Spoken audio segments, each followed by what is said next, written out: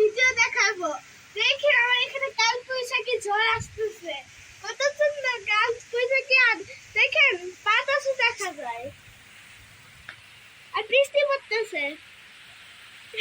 এত সুন্দর আমাদের কাছে আসতেছে। আমি আমি বৃষ্টিতে আপনাদেরকে ভিডিও বানাচ্ছি।